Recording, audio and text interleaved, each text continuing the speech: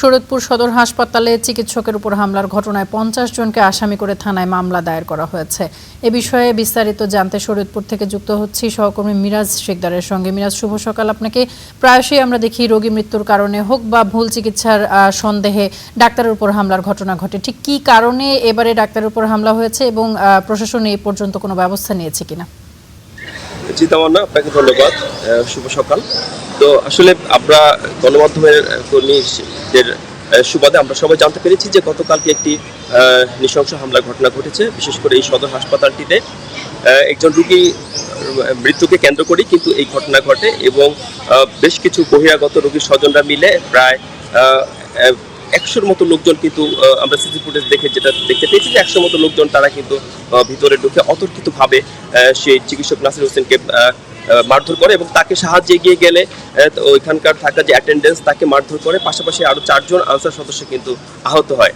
তো এই ঘটনা নিয়ে কিন্তু আসলে ব্যাপক চাঞ্চল্য সৃষ্টি হয়েছে এবং গতকাল সকালেই এই শরীয়তপুর 1 আসনের একটি সংসদ সদস্য সাইদ আহমেদ আসলাম উনি কিন্তু ছুটে এসেছে জেলা প্রশাসক সহ সকল স্তরের লোকজন এবং পুলিশ প্রশাসনও কিন্তু তাৎক্ষণিক ছুটে আসে এবং গতকালকে এই বিষয়টি নিয়ে কিন্তু চরম উত্তেজনা বিরাজ করেছে এবং ডাক্তাররা কিন্তু প্রায় সকাল 8টা পর্যন্ত ডাক্তার এবং নার্সরা একটা ভীতির মধ্যে ছিল। তারা কিন্তু কোনো ধরনের কাজে কিন্তু মনোযোগ দিতে পারেনি এবং চিকিৎসা সেবা কিন্তু ব্যাহত হয়েছিল।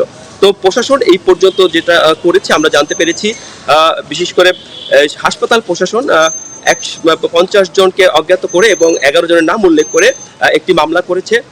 পাশাপাশি অন্য যে পুলিশের পক্ষ থেকে আরেকটি মামলা দায়ের হয়েছে সরকারি সম্পত্তি ভাঙচুরের কারণে এবং আনসারদের পক্ষ থেকে কিন্তু আরেকটি মামলা দায়ের হয়েছে।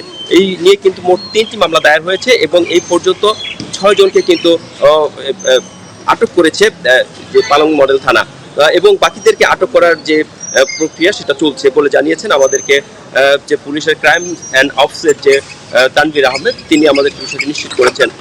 তো আসলে এটা নিয়ে কিন্তু এই পর্যন্ত হাসপাতালে যারা এখন কর্মরত নার্স এবং আনসার এবং যারা আছে তারা কিন্তু ভীতির মধ্যে আছে, তারা ভীত সন্ত্রস্ত হয়ে আছে যে কখন নাকি তাদের উপর আবার আক্রমণ হয়। তো এই বিষয়টা নিশ্চিত করার জন্য তারা চাচ্ছে যে নার্স বিশেষ করে যারা আনসার আছে তাদেরকে আউন্স নিশ্চিত করলে, তাদের কাছে যদি আউন্স থাকতো তাহলে হয়তো এই পরিস্থিতিটা কিছুটা হলেও তারা এখান থেকে উঠে আসতে পারে।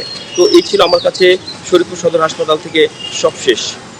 মিরাজ, অসংখ্য ধন্যবাদ আপনাকে আমাদের সঙ্গে যুক্ত হবার জন্য।